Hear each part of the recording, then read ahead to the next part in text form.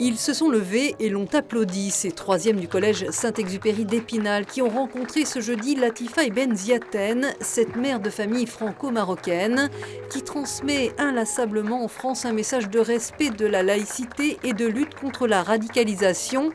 Elle reste debout pour parler, pour rendre hommage à son fils Imad, ce soldat qui il y a 10 ans était assassiné lors d'un attentat à Toulouse par Mohamed Merah. Le terroriste fera 6 autres victimes, dont 3 enfants juifs. Et mon fils, il a refusé de se mettre à genoux. Il est mort debout, comme dans la guerre. Il est mort courageux.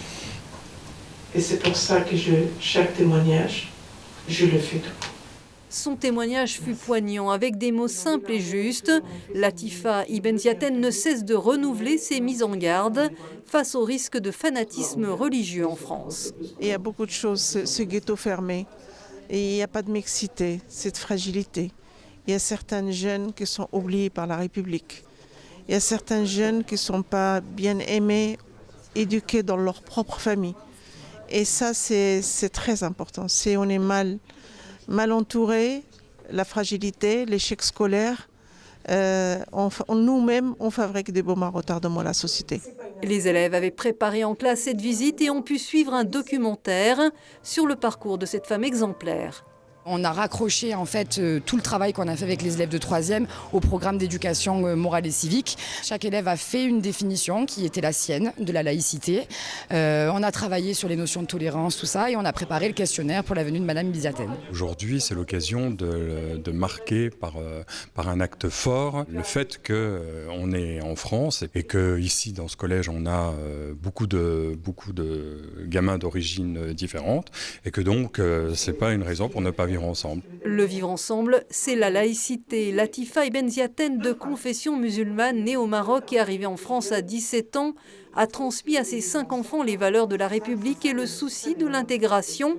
Elle rappelle que l'islam n'est pas une identité, comme toutes les religions, elle se pratique dans la sphère privée. L'islam, ajoute-t-elle, prône l'amour et pas les interdits. C'est-à-dire interdit. À un moment donné, il me dit, mais qu'est-ce que je dois faire? Eh bien, il est derrière son ordinateur. Et avec qui il parle? Avec son téléphone? Avec qui il côtoie le jour? Et c'est là le plus dangereux.